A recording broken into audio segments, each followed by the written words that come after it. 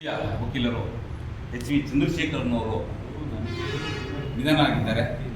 ಆ ವಿಷಯ ಸಂಬಂಧಪಟ್ಟಂತೆ ಸಂತಾಪ ಸೂಚಿಸಲು ಇವತ್ತು ನಾವು ಸಭೆಯನ್ನು ಕರೆದಿದ್ದೇವೆ. ಅವರು ಸುಮಾರು ವರ್ಷಗಳ ಹಿಂದೆ ಅವರು ಲೀಡಿಂಗ್ ಅಡ್ವೊಕೇಟ್ ಆಗಿ ಪ್ರಾಕ್ಟೀಸ್ ಮಾಡಿದ್ದಾರೆ ಅಂತ ಹೇಳಿ ಮಾಹಿತಿ ಬಂದಿದೆ. ಅವರು ರಾಜಕೀಯವಾಗೂ ಸಹ ಭಾಳ ಮೇಲ್ಮಟ್ಟಕ್ಕೆ ಹೋಗಿ ಜಿಲ್ಲಾ ಪಂಚಾಯತ್ ಸದಸ್ಯರಾಗಿದ್ದರು ಮತ್ತು ಅಧ್ಯಕ್ಷರು ಆಗಿದ್ದರು ಅಂತ ಸಹ ಕೇಳ್ಪಟ್ಟಿದ್ದೇವೆ. ಹಾಗಾಗಿ ಅದಕ್ಕೆ ಸಂಬಂಧಪಟ್ಟಂತೆ ನಾವು ಸಂತಾಪ ಸೂಚಿಸಿ ಮತ್ತು ನ್ಯಾಯಾಲಯದ ಕಾರ್ಯಕ್ರಮದಿಂದ ಹೊರಗುಳಿಬೇಕೋ ಬೇಡ ಅನ್ನೋದ್ರ ಬಗ್ಗೆ ಒಂದು ಸಣ್ಣದೊಂದು ಮೀಟಿಂಗ್ ಕರ್ಕೊಂಡು ತಾವ್ಯಾರು ಮಾತಾಡಿದ್ದು ದಿವಂಗತರಾಗಿದ್ದಾರೆ ಎಂಬ ವಿಷಯ ಕೇಳ್ಪಟ್ವಿ. ನಾನು 38 ವರ್ಷಗಳ ಕೆಳಗೆ ಪ್ರಾಕ್ಟೀಸಿಗೆ ಬಂದಿದ್ದು. ನಾನು ಬರೋದಕ್ಕಿಂತ ಹಿಂದೆ ಅವ್ರು ರಿಟೈರ್ ಆಗಿತ್ತು. ಅಂದರೆ ಅಷ್ಟು ಹಿರಿಯರು, ಅವರಿಗೆ 90 ವರ್ಷ ದಾಟಿತ್ತು. ಈಗ ಅವ್ರು ನಿಧನರಾಗಿದ್ದಾರೆ ಅನ್ನೋ ವಿಷಯ ಬಂದಿದೆ.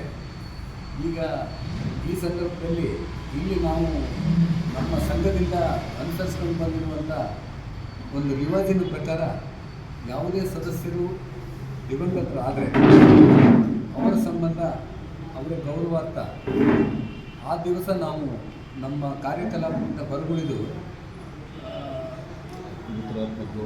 ದೂರ ಉಳಿಬೇಕು ಅನ್ನುವಂಥ ತೀರ್ಮಾನವನ್ನು ಹಿಂದೆ ತೆಗೆದುಕೊಂಡಿದ್ದೀವಿ.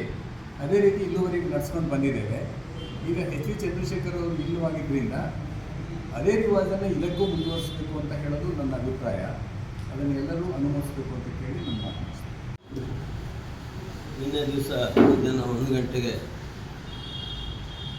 ನಮ್ಮ ಸಂಘದಲ್ಲಿ ವಕೀಲರಾಗಿ ಕೆಲಸ ಮಾಡಿರ್ತಕ್ಕಂಥ ಹಿರಿಯರು, ಸಜ್ಜನರು, ಸರಳ ವ್ಯಕ್ತಿತ್ವದ ರಾಜಕಾರಣಿಯವರು ಶ್ರೀಯುತ ಎಚ್ ವಿ ಚಂದ್ರಶೇಖರ್ ಅವರು ನಿಧನರಾಗಿದ್ದಾರೆ ಅಂತ ಹೇಳ್ತಕ್ಕಂಥ ಸುದ್ದಿಯಲ್ಲಿ ಕೇಳಿ ನಮಗೆ ಆಘಾತ ಆಯಿತು.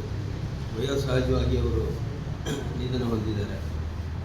ನಾವು ನಿನ್ನೆ ದಿವಸ ನಾನು ಮತ್ತು ಅಧ್ಯಕ್ಷರು ಮತ್ತು ವಿನಯ್ ಕುಮಾರ್ ಅವರು ಅವರ ಮನೆಗೆ ತೆರಳಿ ಅವರಿಗೆ ಅಂತಿಮ ದರ್ಶನವನ್ನು ಪಡೆದು ಅವರಿಗೆ ಸಂತಾಪವನ್ನು ಹೊಂದಿದ್ದೇವೆ. ಶ್ರೀಯುತ ಎಚ್ ವಿ ಚಂದ್ರಶೇಖರ್ ಅವರು ಈಗಿನ ಭಾಳಷ್ಟು ಜನ ನಮ್ಮ ಯುವ ವಕೀಲರಿಗೆ ಅವರ ಪರಿಚಯ ಕಡಿಮೆ. ನಾನು ಪ್ರಾಕ್ಟೀಸಿಗೆ ಬರೋ ಸಂದರ್ಭದಲ್ಲಿ ಅವರು ಇಲ್ಲಿ ಪ್ರಾಕ್ಟೀಸ್ ಮಾಡ್ತಿರಲಿಲ್ಲ, ಆದರೆ ರಾಜಕಾರಣದಲ್ಲಿ ಅವರು ಸಕ್ರಿಯವಾಗಿದ್ದರು. ಆ ಸಂದರ್ಭದಲ್ಲಿ ನನಗೆ ಅವರ ಪರಿಚಯ ಕೂಡ ಆಯಿತು ಮತ್ತು ಹೆಚ್ಚಿನ ಒಡನಾಟ ಕೂಡ ಇತ್ತು. ತುಂಬ ಸರಳರು, ಮೇಧಾವಿಗಳು ಮತ್ತು ಜನಾನುರಾಗಿಗಳು ಹೌದು. ಅವರು ಯಾವಾಗಲೂ ಕೂಡ ಒಬ್ಬ ಮುಂದುವರೆದ ಜಾತಿಯಲ್ಲಿ ಹುಟ್ಟಿದವನಾದರೂ ಕೂಡ ಹಿಂದುಳಿದವರ ಬಗ್ಗೆ, ಶೋಷಿತರ ಬಗ್ಗೆ, ದೀನದಲಿತರ ಬಗ್ಗೆ, ದಮನಿತರ ಬಗ್ಗೆ ಹೆಚ್ಚು ಕಾಳಜಿಯನ್ನು ವಹಿಸಿ ಬಡವರ ಬಗ್ಗೆ ಹೆಚ್ಚು ಸಾಮಾಜಿಕವಾಗಿ ಅವರು ನ್ಯಾಯ ದೊರಕಿಸಿಕೊಡ್ತಕ್ಕಂಥ ಕೆಲಸವನ್ನು ಮಾಡಿರ್ತಕ್ಕಂಥದ್ದು ನಮಗೆಲ್ಲ ಗೊತ್ತಿದೆ. ಈ ಭಾಗದಲ್ಲಿ ಅವರು ಪ್ರಥಮವಾಗಿ ಜಿಲ್ಲಾ ಪರಿಷತ್ ಅಸ್ತಿತ್ವಕ್ಕೆ ಬಂದ ನಂತರ ಶ್ರೀಮಾನ್ ರಾಮಕೃಷ್ಣ ಹೆಗಡೆಯವರು ಅದನ್ನು ಜಾರಿಗೆ ತಂದ ನಂತರ ಶಿವಮೊಗ್ಗದ ಜಿಲ್ಲಾ ಪರಿಷತ್ತಿಗೆ ಅವರು ಜನರಿಂದ ಅತ್ಯಧಿಕ ಬಹುಮತದಲ್ಲಿ ಆಯ್ಕೆಯಾಗಿ ಸ್ಥಾಯಿ ಸಮಿತಿ ಅಧ್ಯಕ್ಷರಾಗಿ ಕೂಡ ಅವರು ಸೇವೆ ಸಲ್ಲಿಸಿದ್ದಾರೆ. ಸಾಗರದ APMC ಅಧ್ಯಕ್ಷರಾಗಿ ಕೂಡ ಅವರು ಸೇವೆ ಸಲ್ಲಿಸಿದ್ದಾರೆ ಅಂತ ನಾನು ಹೇಳಿದ್ದೇನೆ. ನಮ್ಮ ಹಿರಿಯರಾದ KNS ಅವರಿಗೆಲ್ಲ ಹೆಚ್ಚಿನ ಅವರ ಒಂದು ಯಾರು ಅಲ್ಲ, ಅಷ್ಟು ಜನಾನುರಾಗಿ ಆಗಿದ್ದರು. ಇಡೀ ನಮ್ಮ ಜಿಲ್ಲಾ ಪಂಚಾಯತಿಗೆ ಎಲೆಕ್ಷನ್ಗೆ ಬಂದು ಪೊಲಿಟಿಕಲಿ ಅವರು ಸಕ್ರಿಯವಾಗಿ ಆ ಜಿಲ್ಲಾ ಪಂಚಾಯತ್ ಎಲೆಕ್ಷನ್ನೇ ಪೊಲಿಟಿಕಲಿ ಸಕ್ರಿಯವಾದ ಕಾರಣ ಆಯಿತು. ಆಮೇಲೆ ಅದರಿಂದ MLA ಎಲೆಕ್ಷನ್ ಇತ್ತು. ಹಾಗೆ ಅವರು ಪ್ರೊಫೆಷನ್ ಬಿಟ್ಟರು. ಅವರು ಅರ್ಧಂಬರ್ಧ ನಡೆಸಿರ್ತಕ್ಕಂಥ ಕೇಸ್ ಅವ್ರ ಆಫೀಸಿಂದ ನಾನು ಬಂದಿದ್ದೆ, ಕೇಸ್ ನನಗೂ ಬಂದಿದೆ.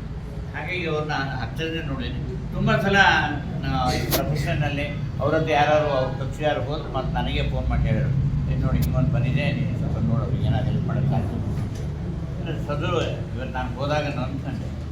ಇನ್ನು ಸುಮಾರು 79ನೇ ಇಸ್ವಿವರೆಗೆ ಸಾಗರ ತಾಲೂಕಿನಲ್ಲಿ ಫಾರ್ಮ್ ನಂಬರ್ 7 ಏನು ಕೊಟ್ಟಿದ್ದಾವೆ 199 ಅರ್ಜಿಗಳು HVC ಅವರ ಕೈಯಿಂದ ಬರ್ತಿತ್ತು.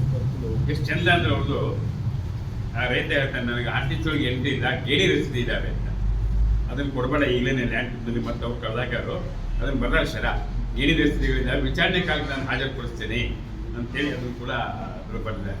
ನಂತರ ಅವರು ಹೇಗೆ ಅಂದರೆ ಒಂದು ಧೋರಣೆ ಇತ್ತು, ಈ ಯಜಮಾನ ಅದನ್ನು ಒಫೆನ್ಸ್ ತಗೊಬರ್ತಾನೆ, ನಾಳೆ ತಮ್ಮದೇ ಕೈ ಇರ್ತಾನೆ ಅಂತ ಅದರ ಬ್ಯಾಕ್ ಫಾರ್ಮ್ ನಂಬರ್ 7 ಹಿಂದೆ ಬದಿಗೆ ಅರ್ಜಿದಾರನ ಕುಟುಂಬದ ವಿವರ ಅಂತಿದೆ.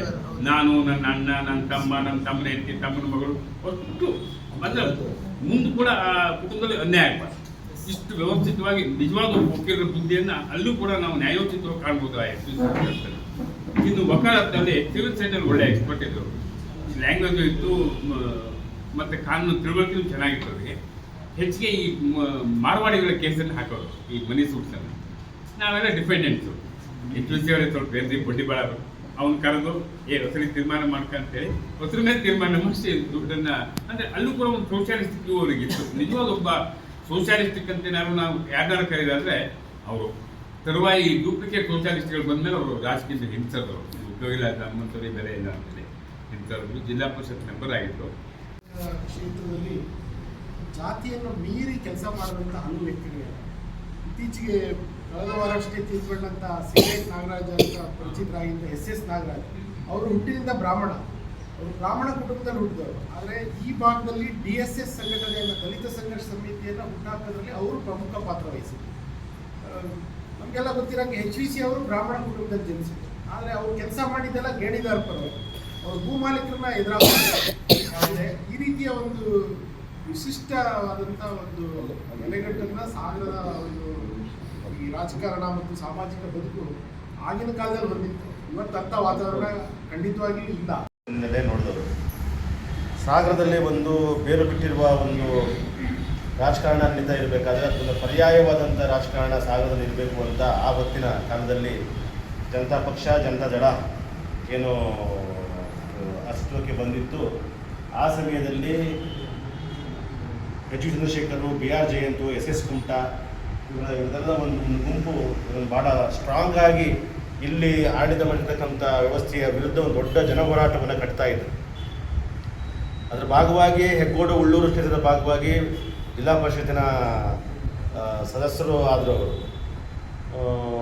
ಬಹಳ ಮುಖ್ಯವಾಗಿ ಚುನಾವಣೆಗೆ ಸ್ಪರ್ಧಿಸಿ ಅವರು ಗೆಲ್ಲುವ ಎಲ್ಲ ಅವಕಾಶಗಳಿದ್ದರೂ ಕೂಡ ಆ ಹೊತ್ತಿನ ಜನತಾದಳದ ನಾಯಕರುಗಳ ಒಳ ಭಿನ್ನಾಭಿಪ್ರಾಯ, ಒಳ ಹೊಡೆತದ ಕಾರಣಕ್ಕಾಗಿ ಬಂಗಾರಪ್ಪನವರು ಸ್ಪರ್ಧೆ ಮಾಡಿದರೂ ಕೂಡ ಆ ಚುನಾವಣೆಯಲ್ಲಿ ಅವರಿಗೆ ಗೆಲ್ಲಲಿಕ್ಕಾಗಿಲ್ಲ. ಮತ್ತು ಕಾಗೋಡು ತಿಮ್ಮಪ್ಪನವರೇ ಗೆದ್ದರು ಆ ಚುನಾವಣೆಯಲ್ಲಿ. ಯಾವಾಗ ಈ ಚುನಾವಣಾ ರಾಜಕಾರಣ ಹದಗೆಡ್ತಿದೆ ಅಂತ ಗೊತ್ತಾಗ್ತಿದ್ದಂಗೆ ಅವರು ಸಂಪೂರ್ಣ ರಾಜಕಾರಣದಿಂದ ಹೊರಗೆ ಬಂದು ಅವರು ನಿಮಗೆಲ್ಲ ಗೊತ್ತಿದೆ, ಈ ದೇಶ ಜಗತ್ತು ಕಂಡಂಥ ಅಪರೂಪದ ನೀನಾಸಮ ಏನಿದೆ, ಆ ನೀನಾಸಮಿನ ಅಧ್ಯಕ್ಷರಾಗಿದ್ದವರು. ಅವ್ರ ಮಗ ಜರ್ಮನ್ನಲ್ಲಿ ವಿಶೇಷವಾದಂಥ ಅಧ್ಯಯನ ಮಾಡಿ ಕೆಲಸ ಮಾಡ್ತಾ ಇರೋರು. ನೀವು ಹೇಳಿದಾಗ ಏನು ಭಾಳ ಬಡತನೇನಿಲ್ಲ. ಅಂದರೆ ಅವರು ಇರುವಂಥ ಸಣ್ಣ ಆ ಥರದ ಮನೆಯಲ್ಲೇ ಇದ್ದಾರೆ ಅವರು. ಹೊಲಸ್ದಾಗಿತ್ತಾ? ಯಾಕಂದರೆ ನಾವು ಅವ್ರ ಜೊತೆ ಕೆಲಸ ಮಾಡಿದವ್ರು ನಾವು, ಆಯಿತಾ.